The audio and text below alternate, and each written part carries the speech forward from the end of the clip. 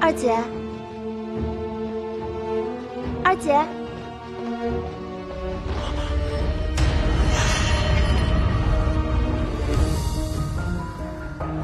天哪，这不是江若瑶的未婚夫吗？放着嫡女不要，跟那江家的庶女在一起。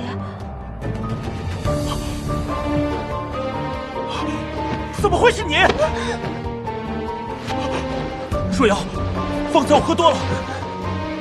三姐，我也喝多了。你给我起开！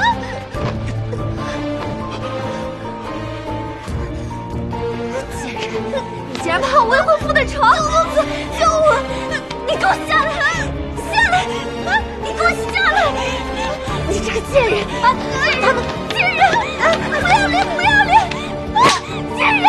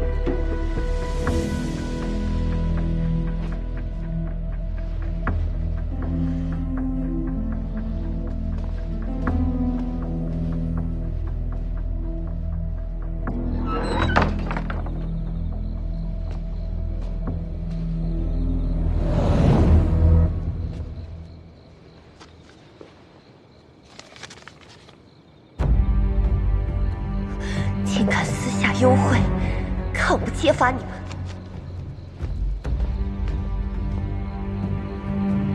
一张纸条又能说明什么？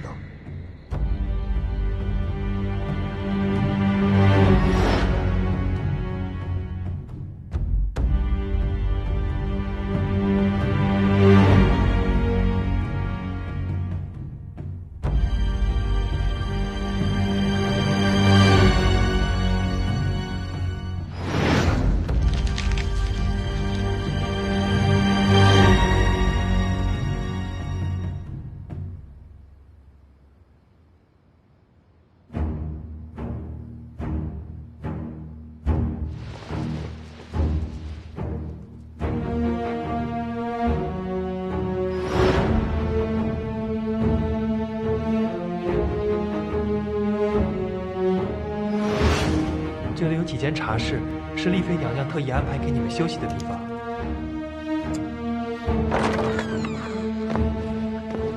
叶员外，你先在这里休息片刻，奴才去添点茶点来。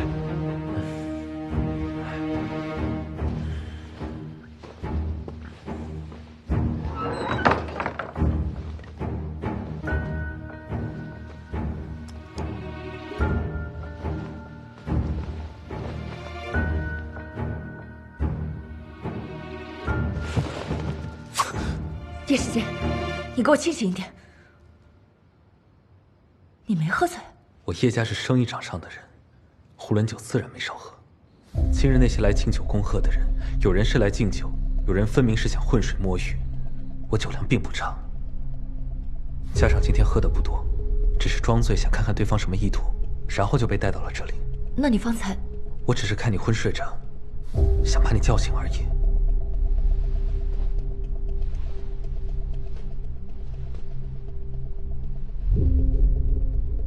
他们把我们带到这里是什么意思啊？我该说你聪明呢，还是说你傻？孤男寡女，能有什么意思？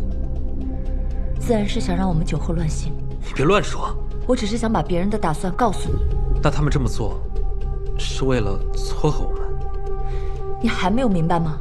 对你下药，为了让我们通奸，进而毁了我的名声，也彻底毁了叶家的仕途。毕竟你刚被圣上任命为户部员外郎。那他这是要一箭双雕？是，你没有上当，我也没有上当。倘若我今夜真的醉了，你当如何？无事，真到那个时候，我就刺伤你，然后离开。别人只会认为是皇宫里进了刺客。你当真想着去守？我这么说，也许有些自私，但你没有经历过，你不会懂。失贞之后，千夫所指。任何人，哪怕是卑鄙龌龊之人，都能肆意的羞辱你、唾骂你。纵使你有千般委屈，也无处诉说。你是我表哥，伤你我自有愧，可我此生绝不入那地狱。你去哪儿？外面的人都已经走了，不走，等着被捉奸吗？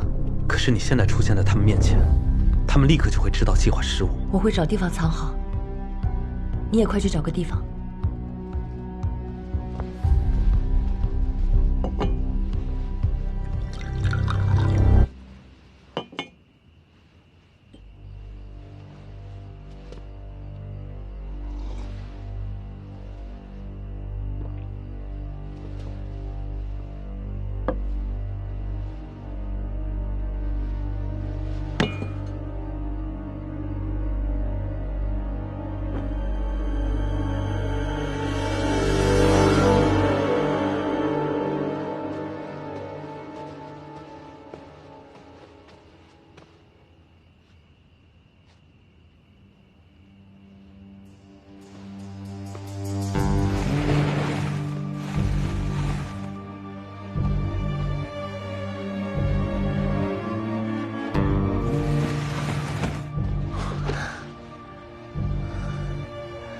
我还以为你不会来了，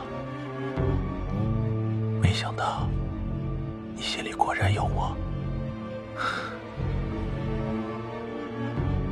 丽儿，我是真的想娶你。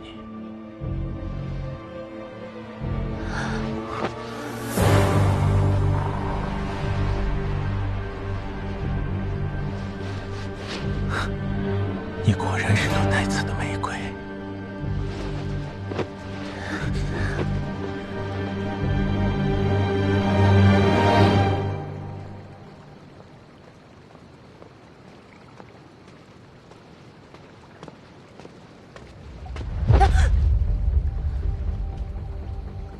肃国公，你怎么在这儿？我不在这里，难不成跟着你去看你们孤男寡女酒后乱性？你又监视我？我奉旨护卫宫城，你们脚底下踩在哪块砖上，我都知道。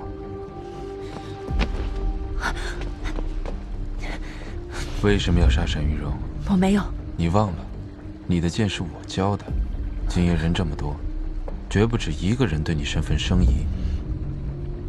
此事余浪不小，你怎么有出来？你能不能先放手？不能。刑部还关押着一个人，你们手里互相拿捏着对方的性命。你有没有想过，倘若此时有另一人的手伸出，你都知道什么？你以为只有你能玩弄我吗？你到底知道什么？我什么都不知道。我奉旨办案走司法道这么多年，刑房进得多，刑罚也见得多，没有任何一个人能挨得过大刑加身。阿里，你今夜太冲动，竟敢当众说出仰慕他沈玉荣，剑无回头路，托公的手你难道就不害怕吗？你不就是回头路吗？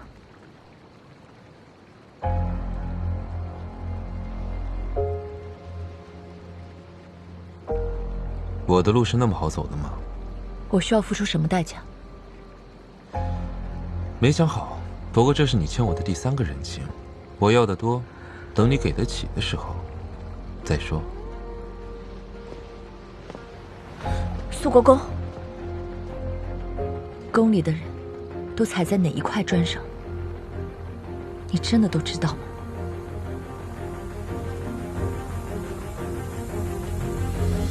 你想知道什么？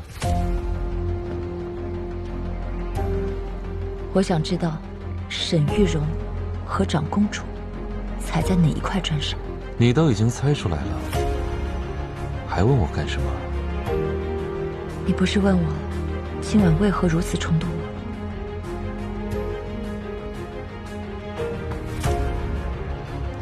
不是你，没有那么多眼线，我只能拼上自己的一条命，去搏一个真相。对你来说，真相就那么重要？胜过我的性命。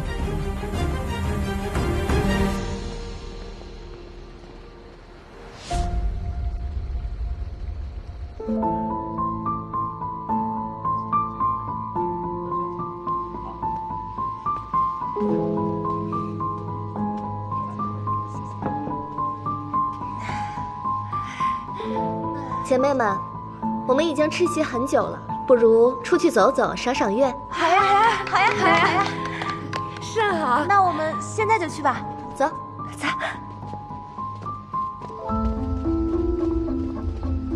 我有些口渴，我们一起饮杯茶吧。好啊，我刚好有点口渴，我也一起去。走。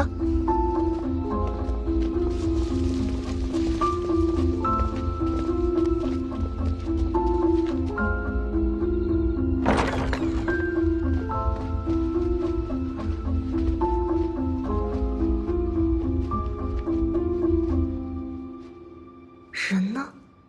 对，他们喝了药，应该走不远，一定去了别的地方。我们过去坐吧。这茶桌太小了，我们人多有点憋屈，不如再走走，去其他茶室看看。嗯，好。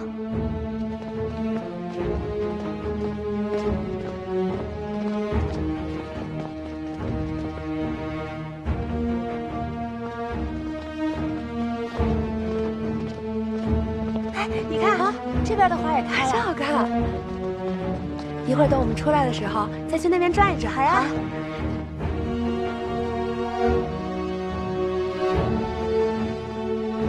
我们进去看看。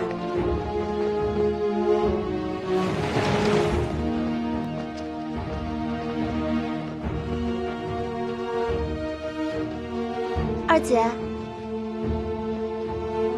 二姐。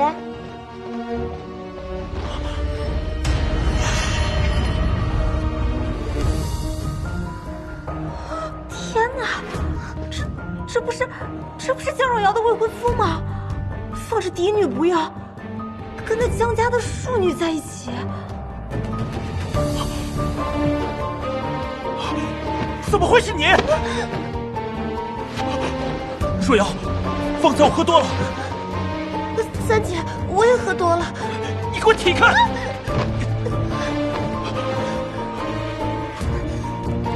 贱人，你竟然爬我未婚夫的床！公子，救我！你给我下来！下来！你给我下来！你这个贱人！贱人！不要脸！不要脸！贱人！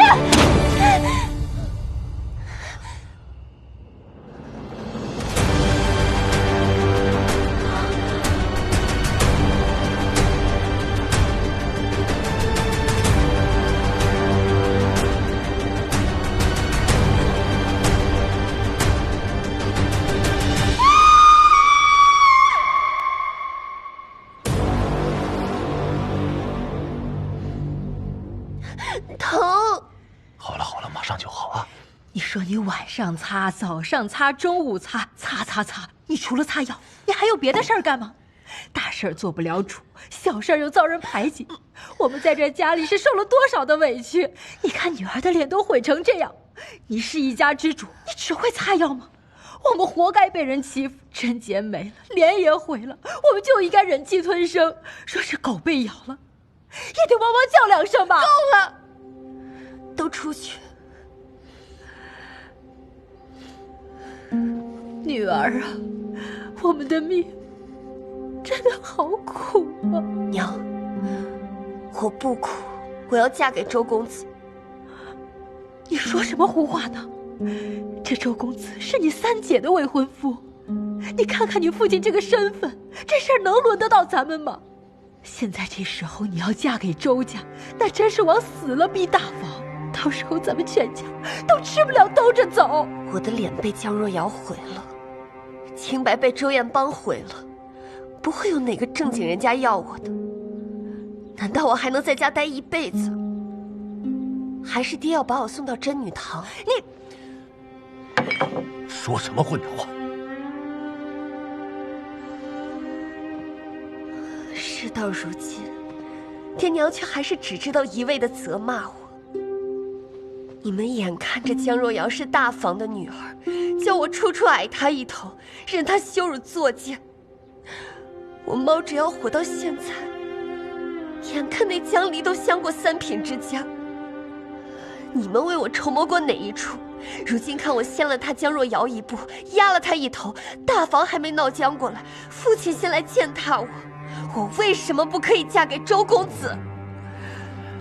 女儿啊，你这是自甘堕落，你不但断送了你自己，还毁了我一门的脸面，你怎么能怨父母没给你筹谋呢？不然能怎样？我只是个庶子的女儿，我也想我爹是当朝中书令。你。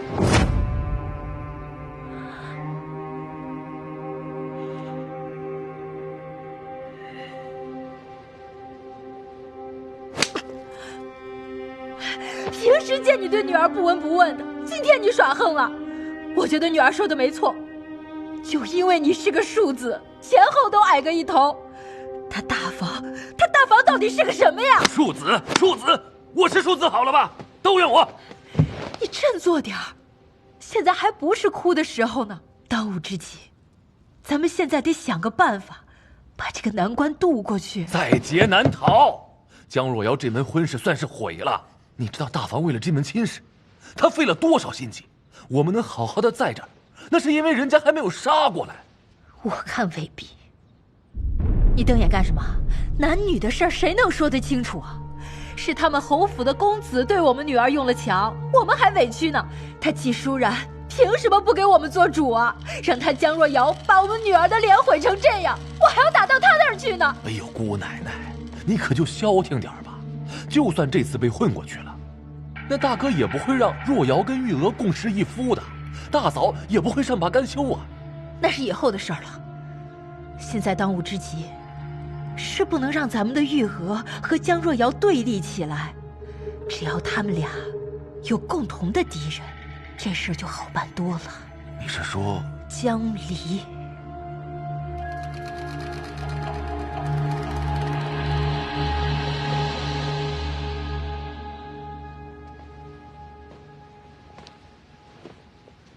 孙妈妈，哎，去安排人把这里都清理了，然后给他换套新的。是。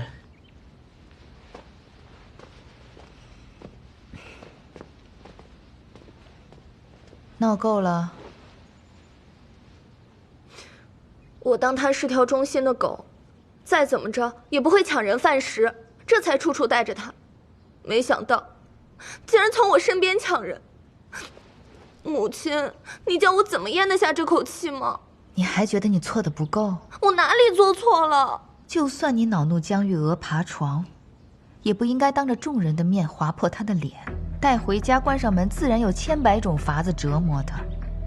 现在江玉娥破相了，你父亲在家是当家做主的长子，在家外是宽厚仁爱的相国，他已经没脸没皮了，索性在你父亲面前哭死过去。咱们还得去救。你以为你一时出了口气，哪里知道是给他留了余地。他已经是一条死鱼了，但是就这么1寸，就能给他翻过来。是他先勾引我未婚夫的。证据呢？如果是他咬死周彦邦轻薄的他，你怎么说？所以事情变成这样，成了我的错了是吗？难道我就眼睁睁看着别人毁掉我的婚事吗？你和周家的婚约已经没有任何回转的余地了。你爹是绝对不会同意你嫁过去周家的。若是你撒泼打滚的非要嫁过去，周家断然也是不敢来娶的。你接受也好，不接受也罢，这就是现实。报应，一定是报应。如果当初我没有听你的话，去陷害江离和叶世杰，我就不会遭此报应。自己的事情办不好，还有理了？你觉得单凭江玉娥自己能做出勾引周彦邦的事吗？你跟周公子订婚不是1、2天了，如果他要勾引，为什么不早勾引呢？母亲的意思是说，他被人利用了。现在你跟江玉娥闹成这样，你觉得在这个家里面，谁最开心？江离，婚约没了就没了，娘亲自会再给你找更好的。但是这笔账，必须要跟真正害你的人狠狠算清楚。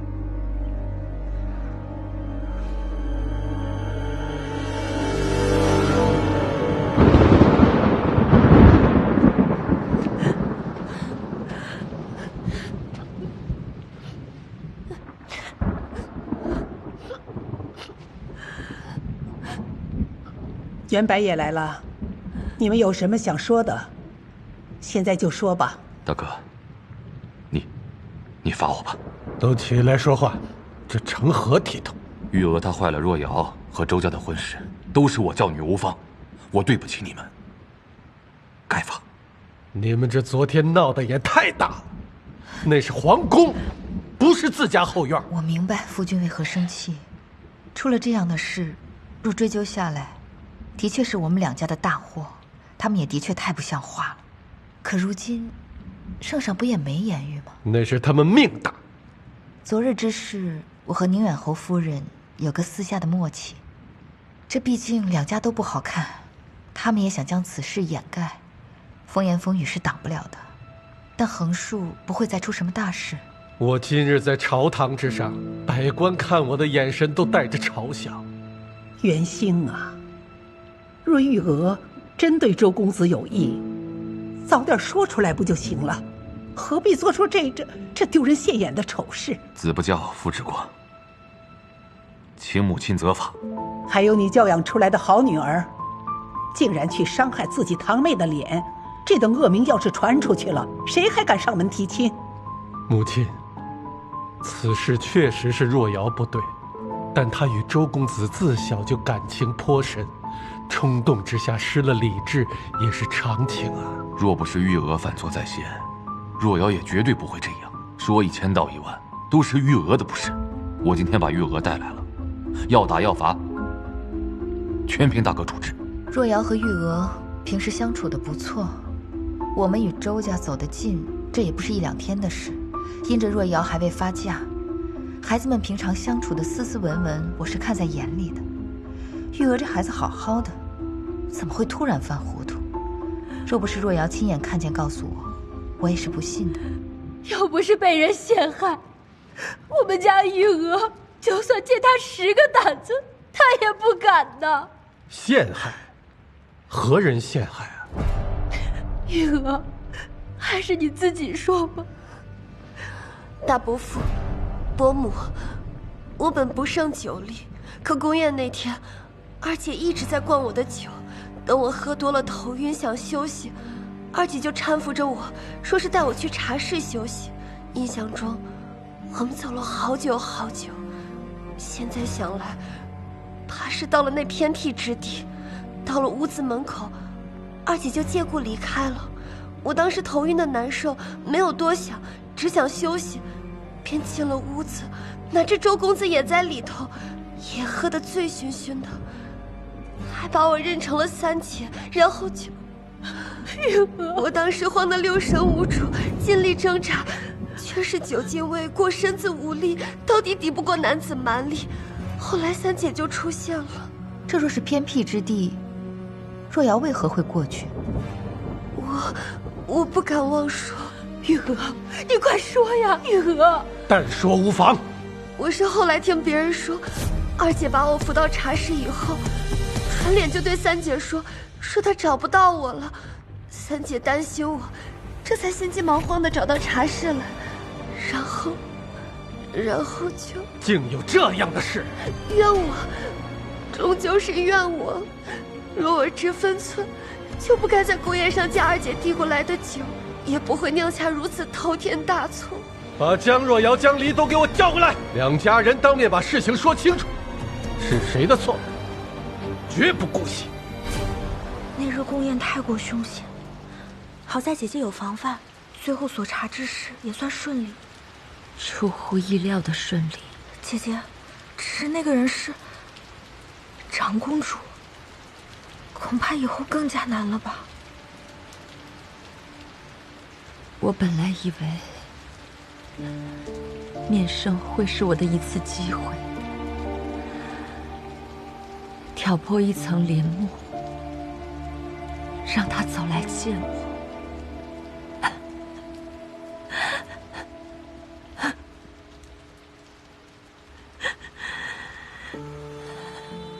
可我未曾想过，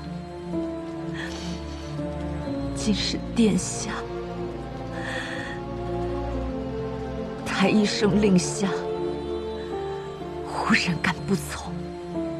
姐姐，你不会同情的沈玉容了吧？杀妻本就是一件罪不容诛的事情。同情？他不配。姐姐，那我们日后打算怎么做呀？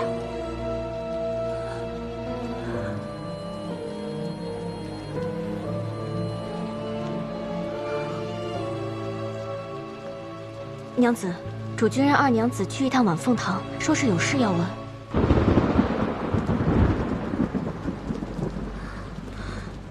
姐姐，这个时候来传话，可不是什么好事儿。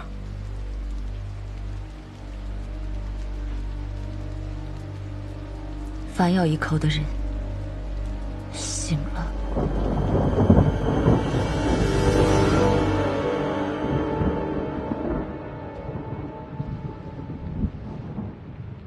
离儿，昨日在宫里到底发生了什么？回父亲，昨日离儿喝多了，不知父亲想问何事？你少装蒜，江玉娥和周彦邦的事情，你说清楚。三妹想问此事。昨日我被四妹灌了很多酒，有些醉了，四妹便扶我去附近的房间休息。周公子和四妹的事，我也是今日醒后才听说的。你胡说！你怎么可能不知道？若不是你暗中搞鬼，四妹怎么可能刚好进入周彦邦那屋？怕是你暗中谋划，故意把四妹引到那儿的。对，我是进去之后才知道周公子在里面的。说来也巧了，四妹扶我进房间休息后，不过片刻，另一个人也在内官的引路下进了我的房间。三妹可知此人是谁？我怎么可能知道？是叶世杰。他也是饮多了酒，想要找地方休息，可不知为何会被人带到我的房间。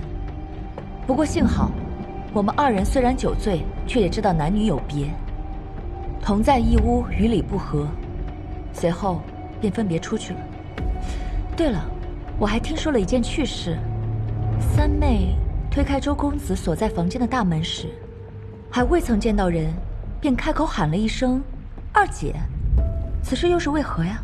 你胡说，我没有。当日跟你同行的几个学子可都听到此话了，三妹怎么突然不承认了呢？其实情急之下喊错人是很正常的，三妹不用这么紧张。父亲，我进屋后不过半盏茶的功夫，叶世杰就进来了。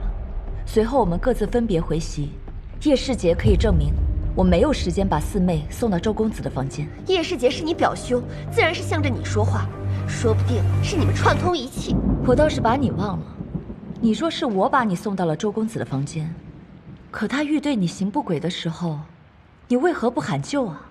宫里来来往往那么多人，你若是一直喊救，事情未必会闹到如今的模样。那是因为如果我出了声，被人撞破，怕是会影响三姐和周公子的名声。三妹，感动吗？四妹可是宁可毁了自己的清誉，也要护你和周公子的名声呢。你们两个可真是姐妹情深啊！梨儿，你就别再刺激你妹妹了。出了这种事情，她心里比谁都难受。我也替妹妹难受，可未曾想到这一切的脏水泼到了梨儿身上。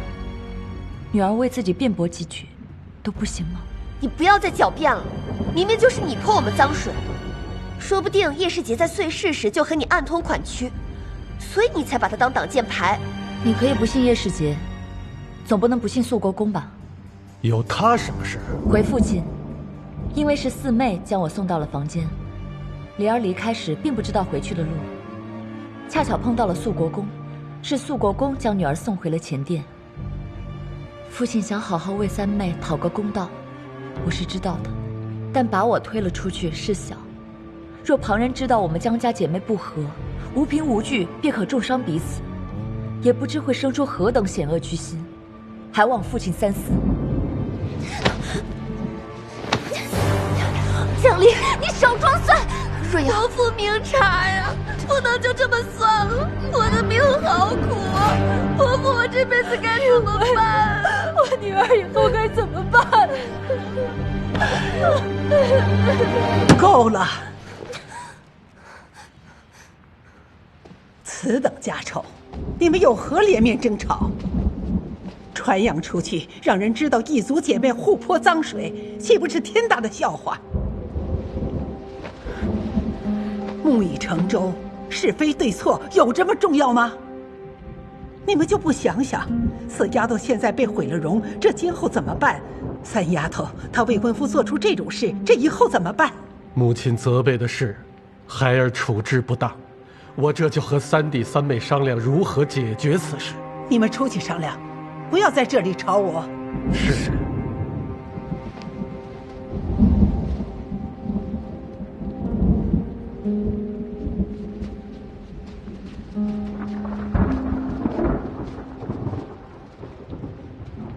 二丫头，你留下来。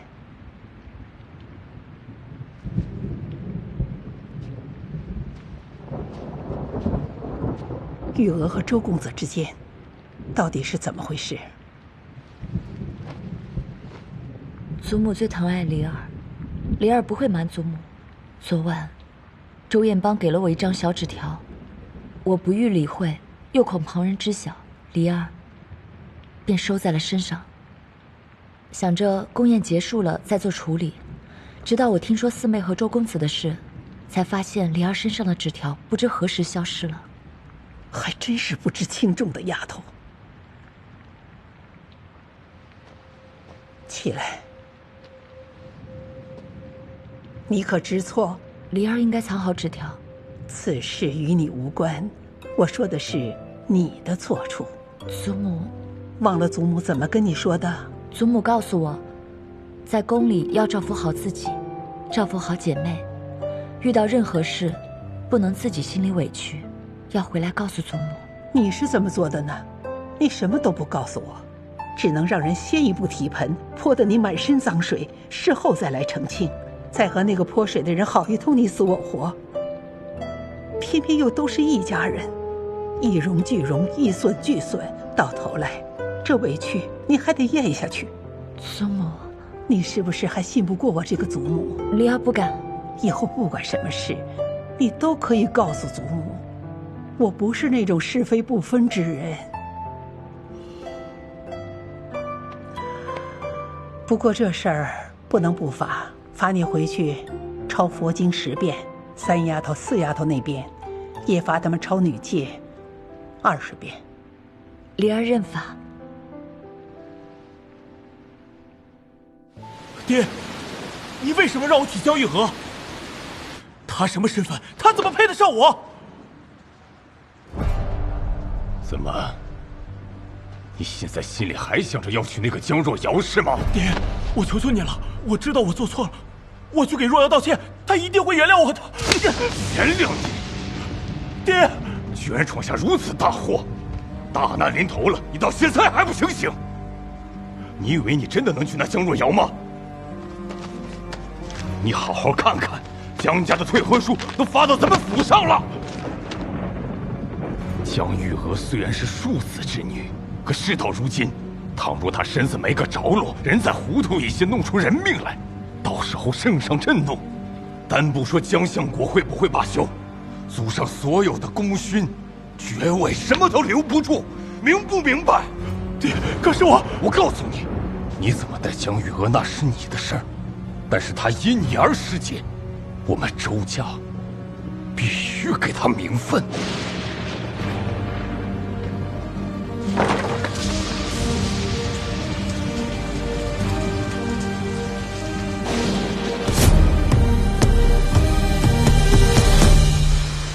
路都给你们铺好了，结果你们偏偏走到岔路上，让别人钻了空子。妹妹教训的是，日后我必定会好好管束若瑶。这江离只要还在江家，以后还是会有办法对付的。若不是我在圣上面前打了圆场，怕是此事没那么容易了结。妹妹辛苦了。最近有动静了吗？我听太医说，再晚几年就不好了。可是父亲让你来问我的。没有，是我自己糊涂的想法罢了。倒也不是什么糊涂的想法，这也不是什么着急的事儿。我现在上了年纪，不比年轻的时候了。听说天象寺的菩萨慈悲，我准备去清修一段日子，调理调理身子，也修修子嗣的福气。若是妹妹要去修佛，我倒有一事相求，就看你怎么想了。说来听听。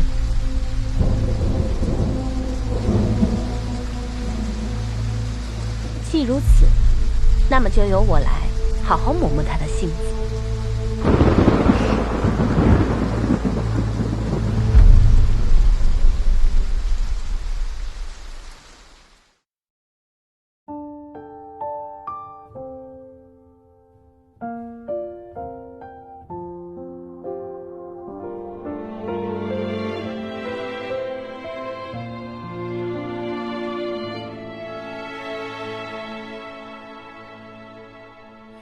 如果没有快乐的记忆，怎能穿越悲伤的境地？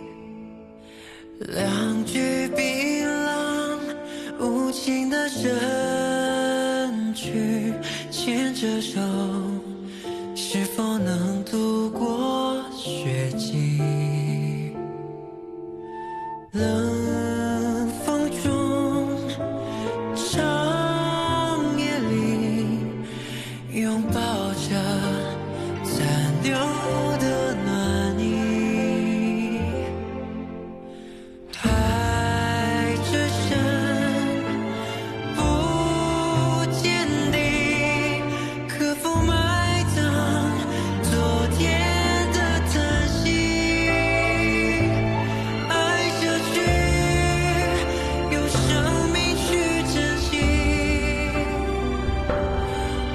下去，哪怕一线生机。无论悲伤或欢喜，我都相信你，宁愿困在世界的两极。活下去，耗尽所有勇气。下去，直到你呼吸，穿越半生的孤寂，只为遇到你。颠沛之后，就不再远离。颠沛之后，就不再远离。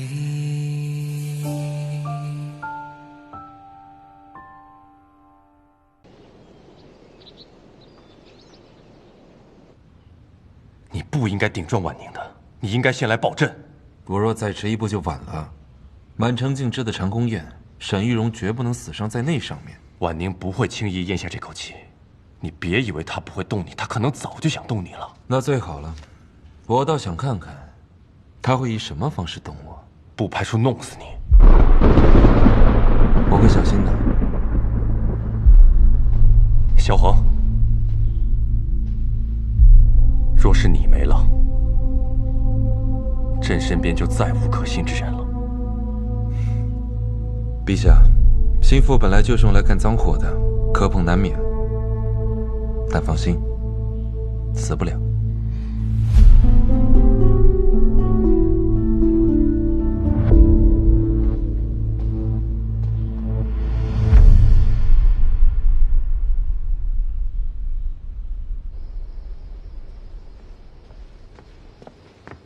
殿下，真女堂的堂主昨夜被押送到了千里之外的惠城关押，暂时还没有音讯。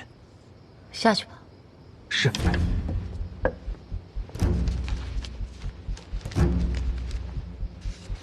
梅香，送去李家。是。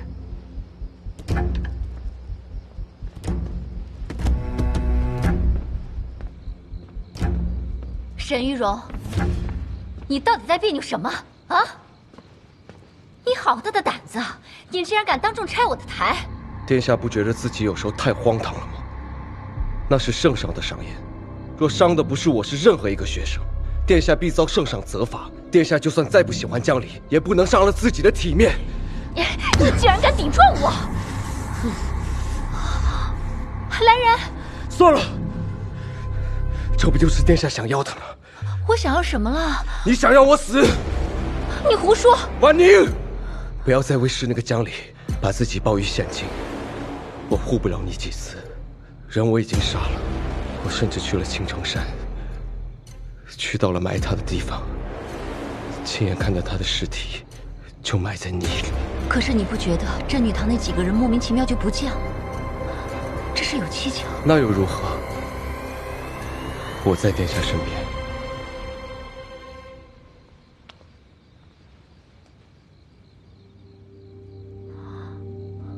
不如殿下告诉我，我到底要怎么做，才能安殿下的心？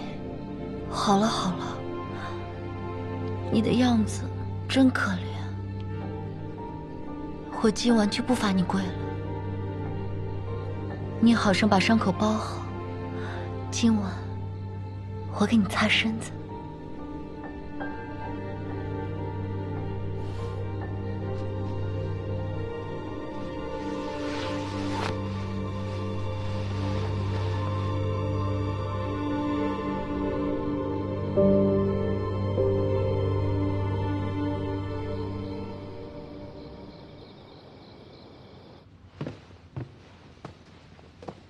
陛下，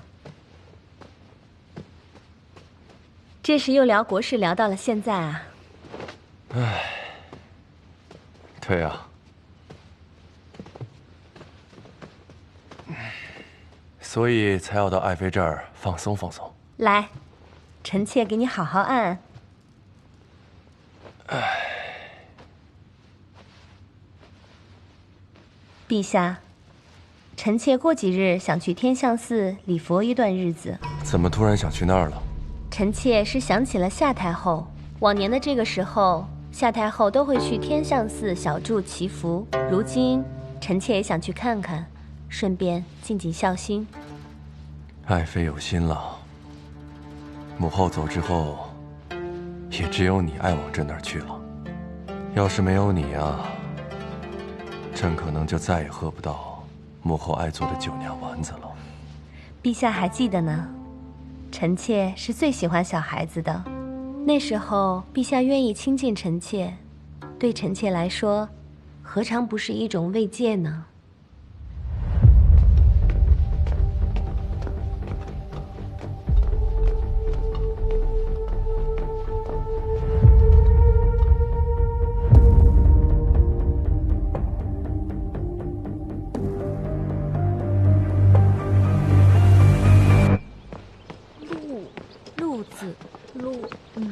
这个是光。江离，光，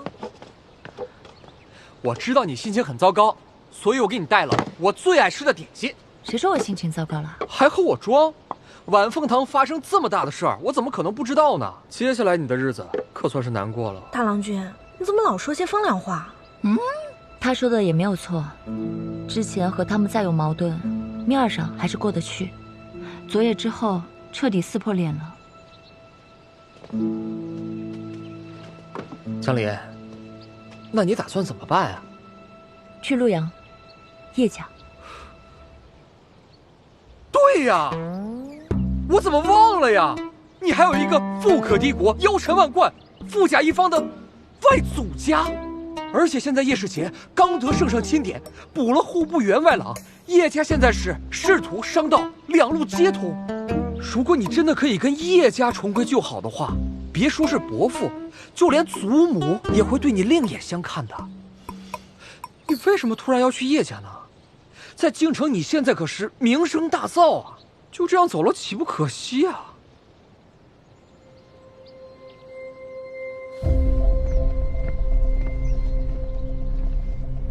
肃国公，我人已经来了。你派人传信说性命攸关的大事是什么？丽妃想带你出去礼佛。多谢。你唱的这出戏，入戏的人越来越多，也越来越有意思了。为了不让这场戏潦草收场，我好心提醒你，丽妃是圣上最得宠的妃子。有所耳闻。下一出准备唱什么？避其锋芒，不急于一时。我看你是觉得叶世杰对你不错吧？要不然你怎么可能现在就愿意和叶家重归于好呢？那个叶世杰人品是不错，长得嘛也算出众，虽然和我比呢还差那么一点点。哎，如果他能一直保护好江离的话，那也是极好的。而且要我说，他们俩经常在一起的话，就方便你对柳絮下手了。江离，哎呀，你说什么呢？你胡说八道什么呢？我们俩是一辈子的好兄弟，不可能看上他的。你干嘛？江景睿，怎么可能看上他呀？哎呀，干嘛呀你们？你们这样说我很害羞的，你们这是干嘛呀？姐姐，我家娘子之前和叶家撕破了脸，现在你独身去求和，我怕你会受委屈。正因如此，我更要去。想必这也是江离的心愿。我想去帮他获得叶家的谅解。姐姐，你对我家娘子真的太好了。其实我也有自己的私心。我记得陆阳离怀乡不远，如今江离的名声已在京城高扬，我也可以缓口气。我想回怀乡去看看。当时审那个人，他说我父亲获罪，被处极刑。恐怕当时并无人为他收尸。隔了这么久，我这个不孝女也该回去看看了。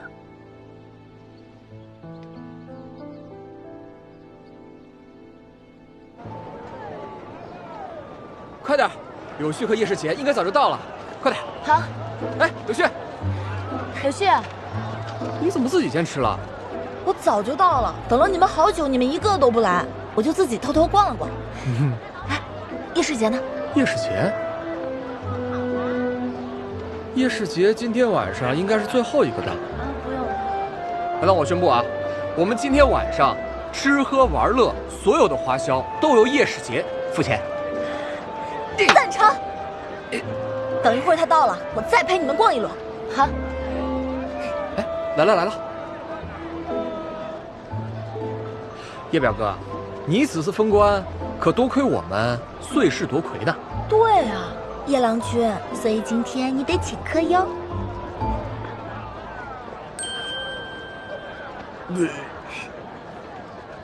不好意思，有件事我忘记跟你们说了。我二叔来京城办事，过几天要回陆阳，所以恐怕不能和你们一起过中秋了。那太没意思了吧？本来咱们都说好了，谁最后一个来就要请客。你这钱没来，谁也不来了。就是，太没意思了。太没意思了。各位，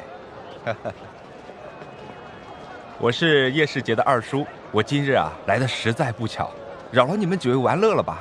我这心中啊非常有歉意。这样，我在酒楼啊订了雅座，几位若是不嫌弃的话，不妨一同吃个便饭吧。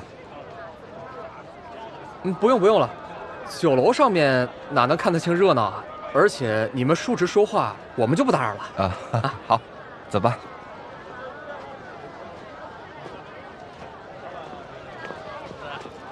舅舅，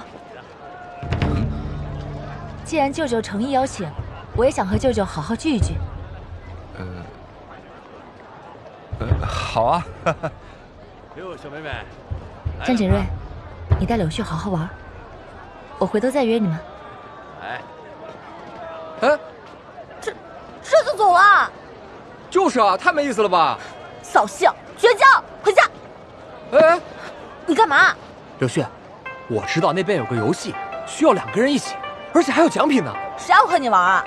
哎，来都来了，一起嘛！我发誓，肯定特别好玩，一起嘛！那好吧，我就玩一把，不好玩我就回家了。走了，走。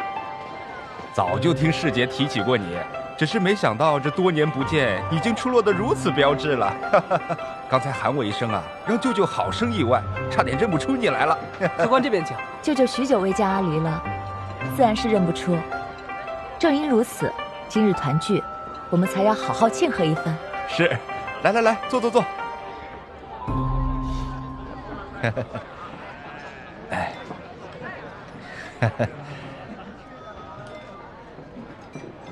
哎，阿离呀，世杰这次能得圣上看重，入仕为官，光耀我叶家门楣，这多亏了你呀！昨日我一入城，就听到市井民间都在盛传阿离的美名。来，这一杯，一为道谢，二为庆贺，舅舅敬你。舅舅客气了，我岂敢一人鞠躬？这一杯该我敬舅舅。恰逢佳节，阖家团圆，舅舅为何不到江家一聚呢？舅舅此次入京，就是办点生意上的事情，世杰知道啊，所以来得匆忙，也没有提前通知江家。这贸然前去，怕有打扰啊。既是为了生意上的事，有中书令相助，岂不更方便？那是自然。只是咱们江叶2家已经多年未曾往来了，更何况先前还有些误会，如此怕是过于冒昧了。我知道，舅舅。此事说来是我年幼无知，如今我明事实理。多年我问心有愧，此番只要舅舅想，我定为舅舅斡旋。那就太好了。那明日我便去拜访，可方便？当然方便。既然舅舅到江家探亲了，那我们江家也应当有所回应。回应？不如后天我和舅舅一起到陆阳拜访叶家，这样一来二去，2家也更熟络了。你要去陆阳？嗯。那个阿离啊，此事恐怕要先征得江相国的首肯吧。只要舅舅主动提及，我父亲想必不会拦着我。咱们先吃菜吧，都凉了。舅舅是只想让我牵线，不想让我回叶家。阿离说的这是哪里话呀？舅舅自然是欢迎你回叶家的。那就劳烦舅舅明日到江家时，主动向父亲提一下。就这么定了。行，好，先吃菜吧啊！来来来，朋友还在等着我，我先不吃了。舅舅、表哥，你们吃好。我去送送表妹。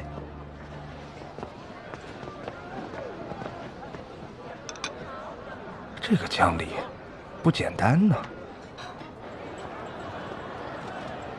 你是不是一早就想好要回陆阳？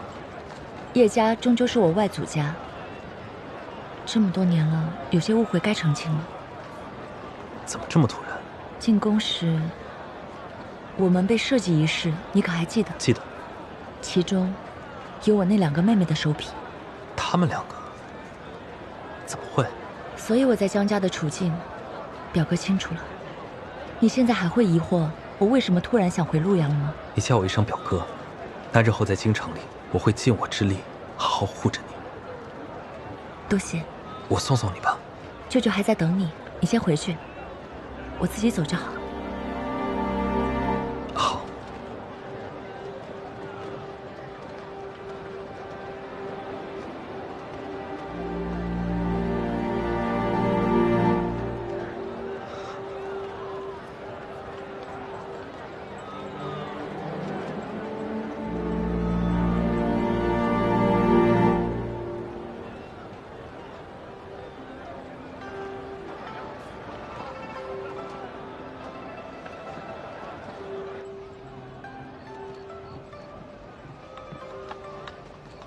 主君，戏楼的票买好了，今晚的戏，小桃红的《笑红尘》。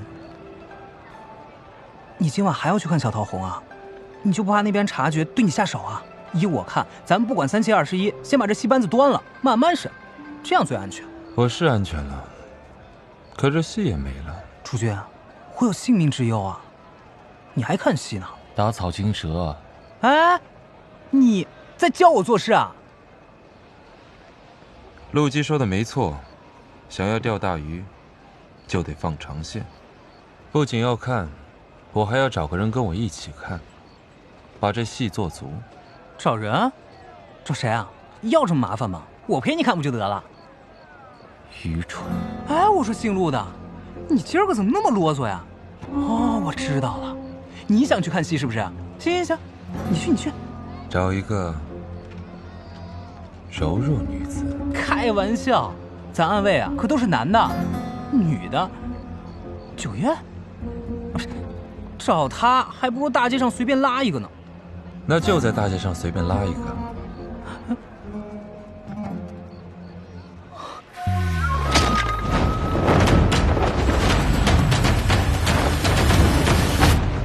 江二娘子，我家主君想请你去戏楼聊聊。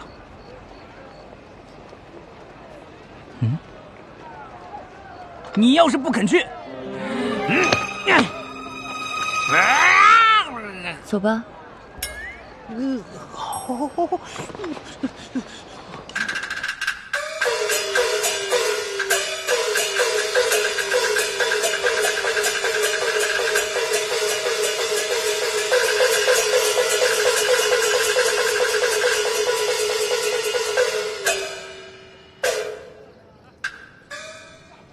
文妓呢？苏国公找我何事？你能不能换一句开场白啊？苏国公又闲了。我又闲了，请你来看场戏。那能不能抵消一个人情？请你看戏，抵消一个人情，你也太会算计了吧？若是苏国公不愿，我走就是了。抵一个就抵一个吧。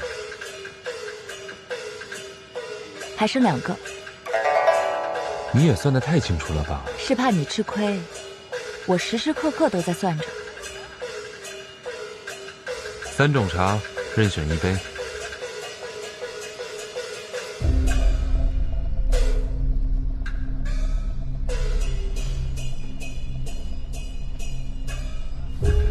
可惜我不懂茶，只能随意选1杯，辜负了肃国公的好意。没有什么高深的，无非是苦、涩、鲜、甜。不同的人爱喝不同的茶罢了。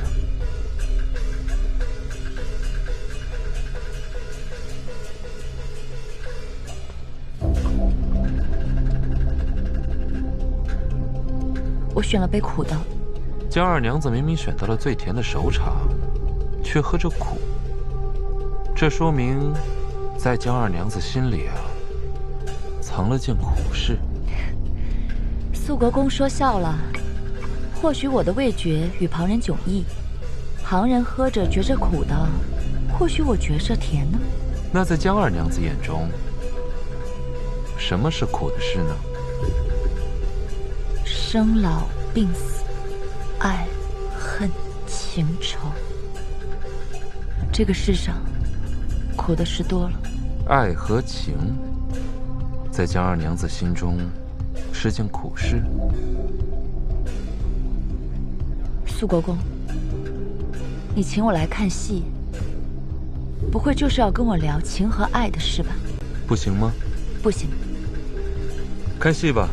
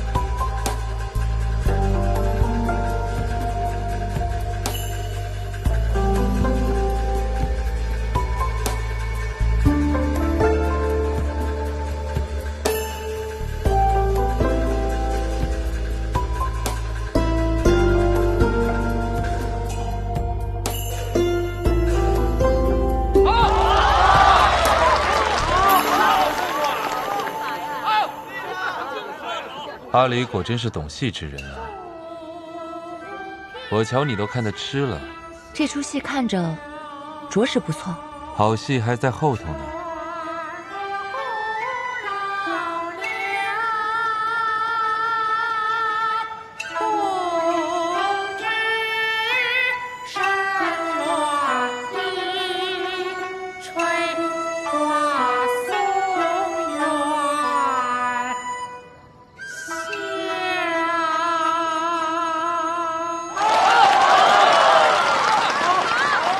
赏。多谢肃国公，小桃红这厢有礼了。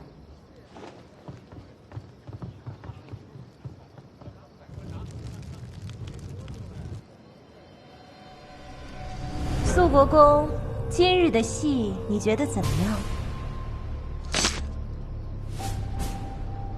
你要问的不是我，而是我身边这位娘子。铿锵顿挫，看得叫人酣畅淋漓。娘子是懂戏之人，怪不得是肃国公的座上宾。这位娘子不仅懂戏，还会做戏。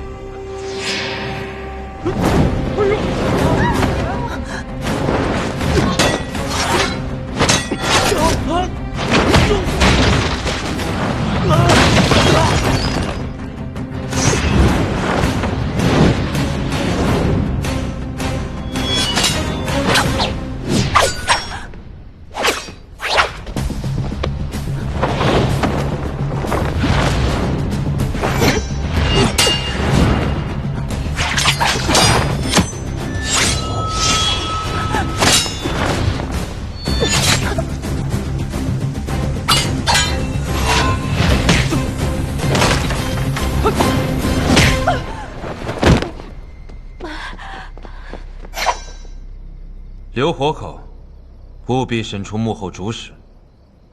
带走。是。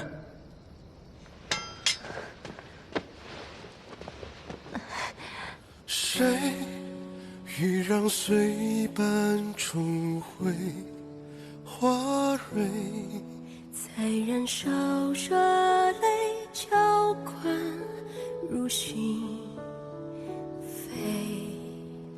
谁妄想收回喜怒慈悲，时间推，盼岁月倒退。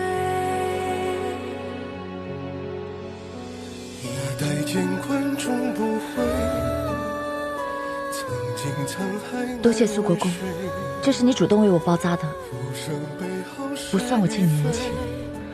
若你是算成人情，我便换人包扎。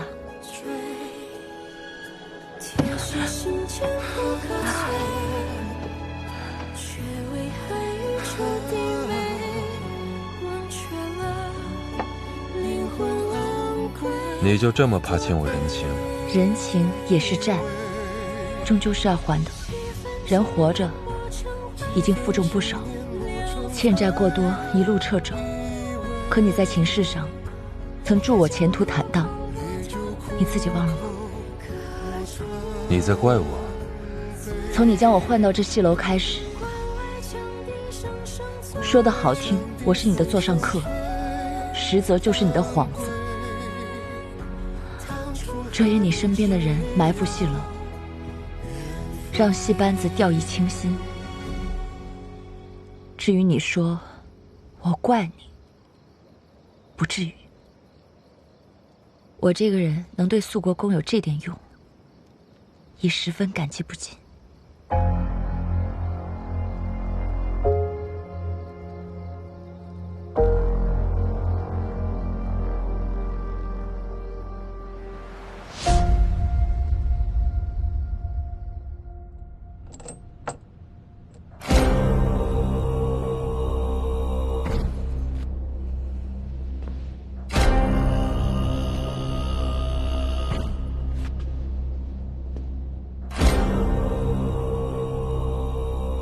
将京城搜刮来的不义之财汇集到戏班，用戏班四处演出作为掩护运到北境。为成王招兵买马提供钱财，这就是你们的勾当，对吗？我今日心情不好，就不和你乱扯了。谋逆是杀头的罪。成王给你多少钱让你替他卖命，我出3倍。你不会真以为你一个戏子能当得上成王妃吧？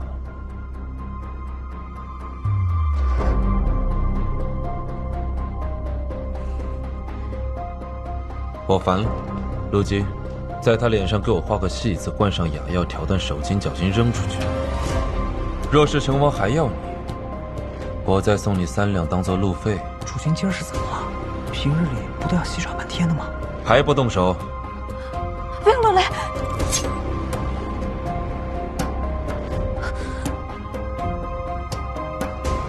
好，我说。不是都抓到人了吗？怎么觉得你心情不好啊？对，我也藏着话呀。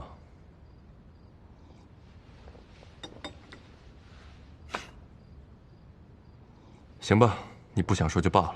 他们对你下了杀招，看来是你弄疼他们了。北京并不富庶，成王连年招兵买马，方苦虚耗，我们断了他在中原的财路，如扼其咽喉。他们这一杀招，已经算下得晚了。那接下来你准备如何做？我预感，私盐只是其中一条财路，一定还有更大的。杀手那边问的怎么样？他给了我一个情报，说成王在潞阳暗设了一个专门训练杀手的地方，他只是其中一个。若不去倒掉，成王举事之前，你身边的肱骨之臣很有可能会被陆续暗杀掉。所以你要亲自去趟潞阳？对。江相国，小侄新任，特来拜谢。此事乃圣上恩赐，与我无关，何来拜谢？是指此番前来，怕是无事不登三宝殿吧？什么事都瞒不过江相国。这位是我二叔叶明轩，此番从潞阳而来，备了些薄礼，还请江相国笑纳。江相国，许久不见呐！是亲家兄弟。此次前来，为何不事先打个招呼？啊，这个父亲。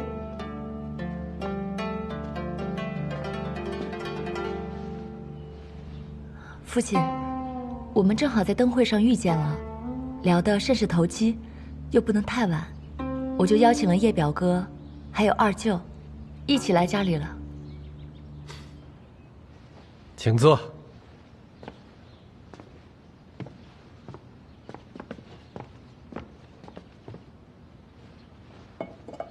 说来，你也许久未进京了吧？是。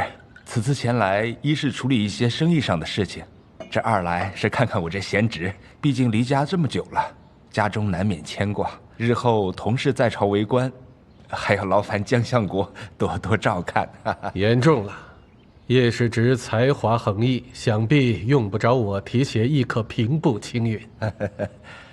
叶老夫人，身体可还好啊？尚可支持，只是这精神呐，一年比一年短了。这人上了年纪，就愈发思念亲人，所以这一次我也有一个不情之请啊。哦，阿离自出生到现在还没回过潞阳呢，不知江相国可否允许我带江离回去一趟，去看看老夫人呢？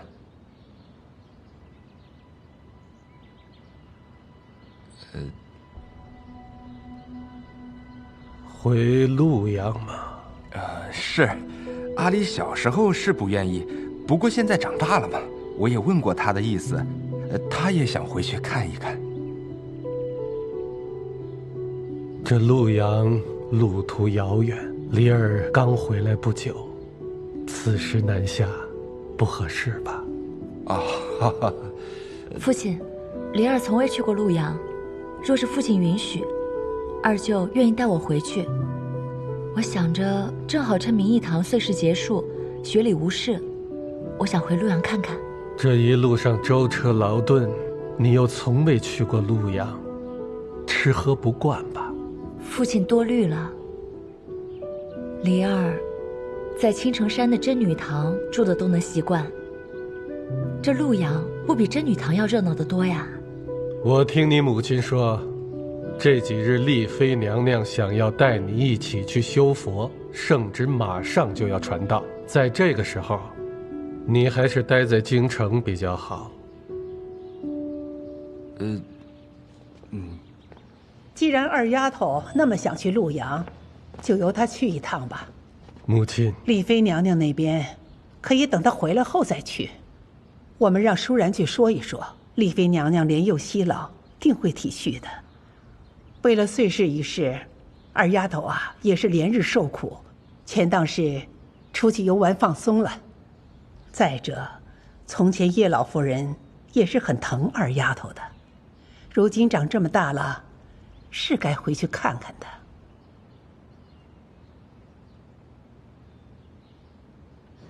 其实梨儿先前跟我商量过此事，丽妃娘娘叫梨儿去礼佛的真切用意，你当真不明白吗？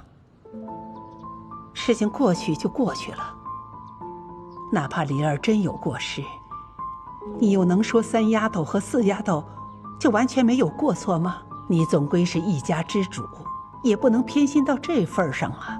梨儿才刚从真女堂回来，又要她到山里去吃苦，舒然和丽妃娘娘多走动是好事，可什么该说，什么不该说，你做夫君的也要替她权衡拿捏。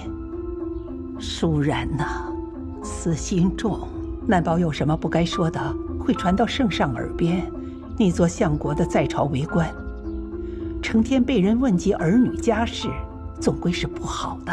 你想想这个道理。那丫头此次去陆阳，定是逃避礼佛，想在陆阳找个支撑。由此可知，她也自知在江家没什么地位。你要趁这个机会多讨好你父亲，也在贵女夫人间游走一下，挽回自己的名声。等他回来，让他在京城彻底没有立足之地。你听见我说话没有？我跟周艳邦的婚约真的取消了吗？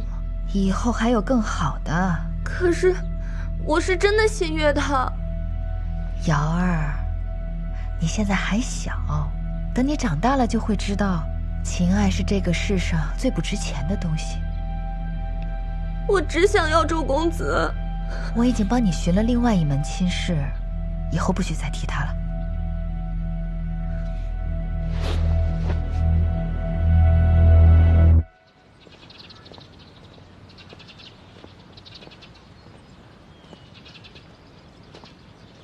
表哥，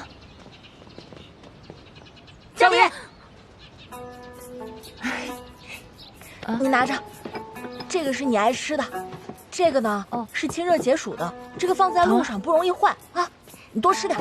还有我的呢，这个呢是我最爱吃的，这个呢是我娘最爱吃的，这个是我爹最爱吃的，都给你吃。路上千万小心。头儿，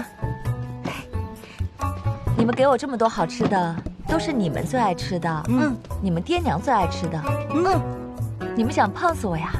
头儿，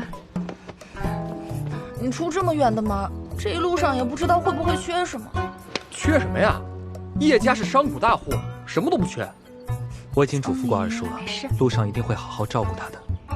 梨儿，时候差不多了，我们走吧。哎，这么早？我走了。江离，我们才认识没多久，连饭都没吃上一顿，就要分开了。上次的灯会是我的过错，等江离再回来，我把上次那顿饭补了，如何？叶表哥，你真够意思啊！啊，还记着呢。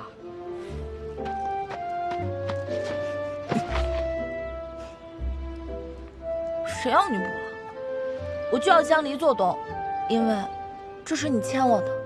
好，我一定尽快回来补这个东道。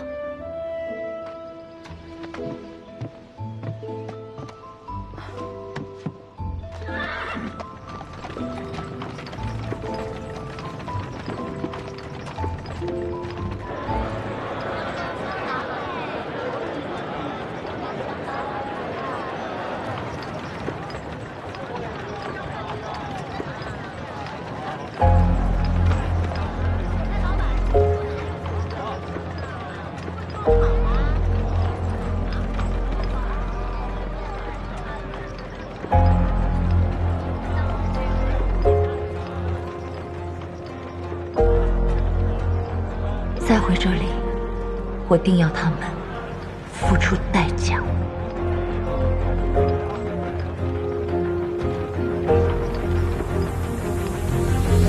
主君，根据小桃红提供的线索，得知成王在陆阳的管事是他的心腹楚兰。不过这个楚兰不常在陆阳，神出鬼没的。我问询了咱们在陆阳所有的线人，得知他有个相好，西华楼的头牌乌兰。李家呢？已经越过叶世杰，直接将叶家动手了。叶家作何反应？反应迟钝，尚不知已经入套了。叶家能如此轻松被拿捏，只能说之前的日子过得太轻松了。那我们何时入局？看来我们也要去趟陆阳了。主君，那可就巧了。我听说江家二娘子今日也启程去了陆阳，说是回外祖家探亲。领15军棍，这次又是为什么呀？浪费探子打听无用之事。主君，当初可是你让我盯着这江家二娘子。再加5军棍，顶嘴。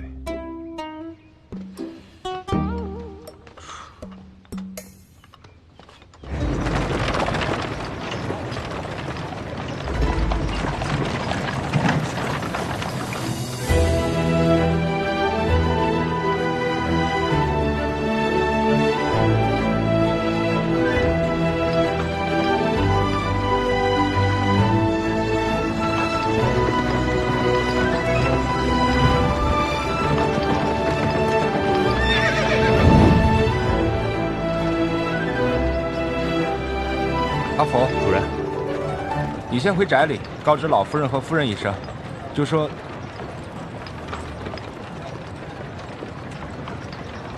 罢了，见机行事吧。就说我回来了。是。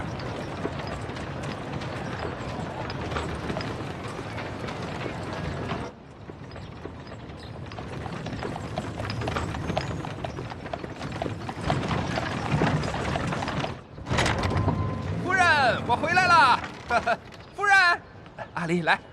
夫人，夫人，我回来了。夫人。夫人，怎么回事啊？宅里人呢？主人，又有人去铺子里说要退虎相断，所以夫人就过去处理了。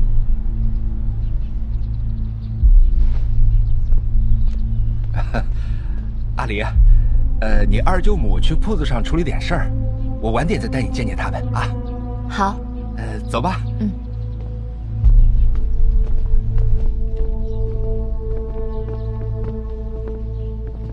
到了，走了这么长时间，阿离，你先进去休息吧。二舅还要处理一些其他的事情，时间可能会长那么一点点。二舅，哎，你去忙你的，我们会照顾好自己的。行，那等你舅母回来，我让她好好招待招待你。你不知道，你舅母这个人可好了。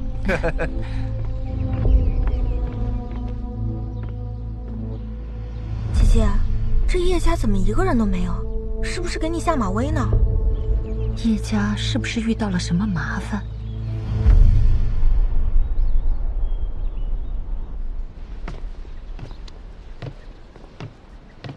今日天气渐凉，二郎的手炉可曾备好？嗯，记得用那红铜制的，莫烫伤二郎那酸胀的手。是，夫人。啊，让下人备点红枣，一会儿二郎回来，我亲自煲个鸡汤给他补补。我屋里藏的龙凤团茶碾了，晒得细细的，一会儿二郎回来好点茶与他吃。是。夫人，你知道吗？他们张家出大事了。大事儿？什么大事儿？那张夫人在家呀，寻死觅活呢。她也有今天啊！哎，你知道为什么吗？张家昨个啊来了一个小野狐狸精。哎呀，这回有戏看了。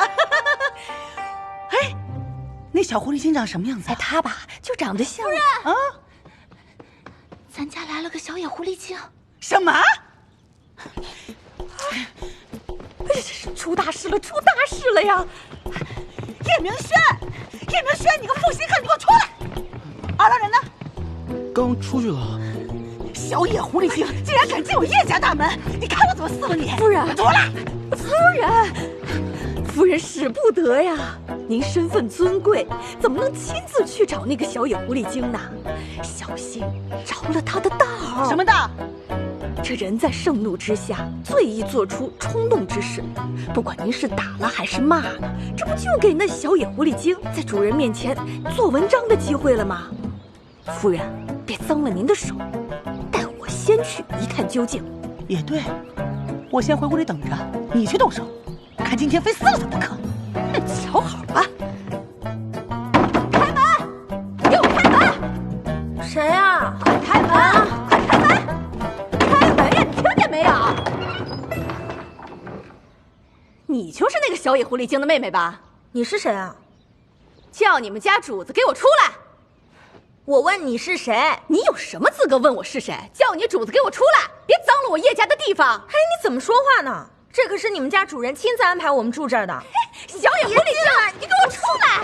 出去！哎呦，你这个刁奴，要想让我们走，让你家主人亲自来说。你以我小狐狸精啊？你敬酒不吃，你吃罚酒！你给我等着！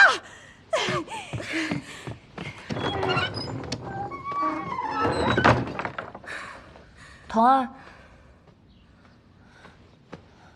方才是谁啊？我怎么听到你们在吵架？姐姐，这叶家可住不得了。方才来了一个刁奴，说让咱们走，还说你是小野狐狸精，我是小野狐狸精的妹妹。我看这叶家摆明就是给你难堪呢。那既然这样，我们先出去，等二舅回来再说。好大的威风！这小野狐狸精是仗着二郎的宠，丝毫不把我这个当家夫人放在眼里啊！是啊，这小野狐狸精她无法无天了。夫人，还得您出马去治治这小野狐狸精。既然来了个不怕死的主儿，你看我怎么收拾这小野狐狸精！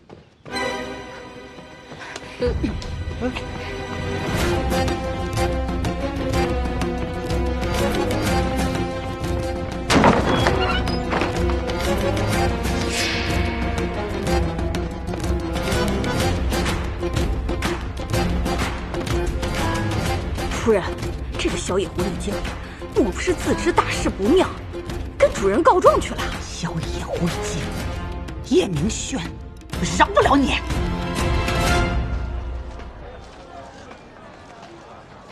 姐姐，我们这是去哪儿啊？你陪我去见一个故人。故人？等等，找琼枝的吗？琼枝这会儿不在家，她现在在何处啊？你们要是着急的话，去西花楼找她吧。西花楼？那是陆阳最出名的青楼。啊！再来呀！里边请，里边请。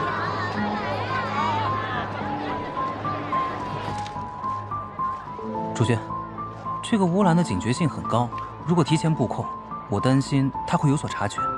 如果打草惊蛇的话，楚岚就不会出现了。所以，我们要伪装成买春客，接近他，控制他，用他把楚岚引出来。那还在等什么？开始吧。主君，你觉得我们三个谁更像买春客啊？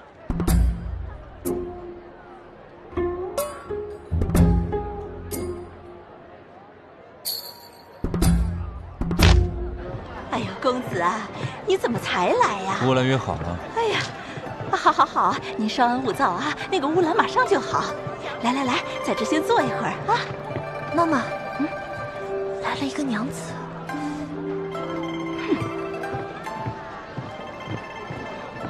娘子，我们这儿可不是你该来的地方。我想找琼枝娘子。我们的花牌娘子可是不接待女客的。花牌娘子？我并非谁的夫人来找麻烦，我找琼枝娘子是有事要打听，请行个方便。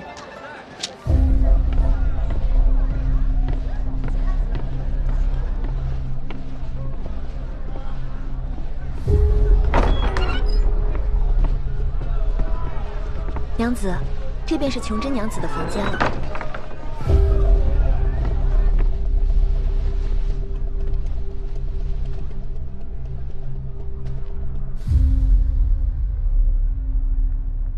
你是何人？来这里的男人还能是干什么的？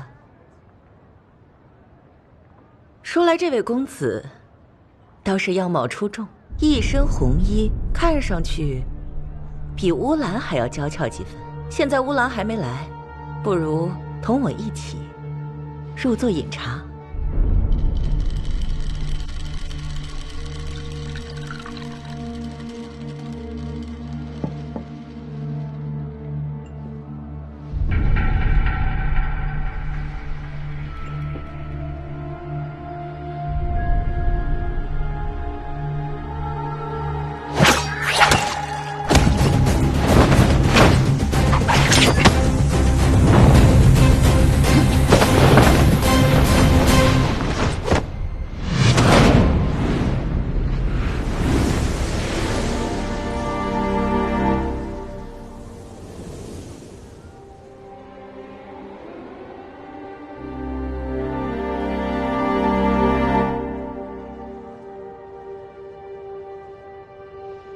你能认出我？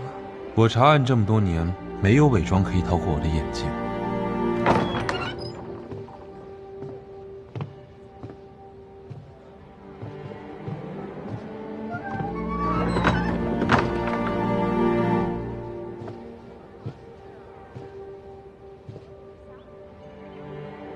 琼枝娘子，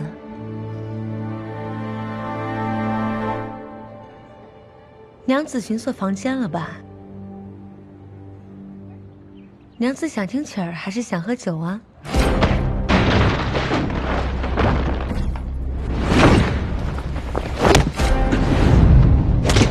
有的客人玩的大，是会这样的。苏国公，你还真相信小桃红会给你情报啊？既然你知道小桃红，那我此行就不亏。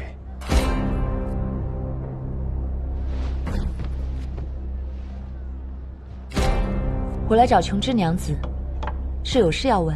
怎么？我认识你的心上人？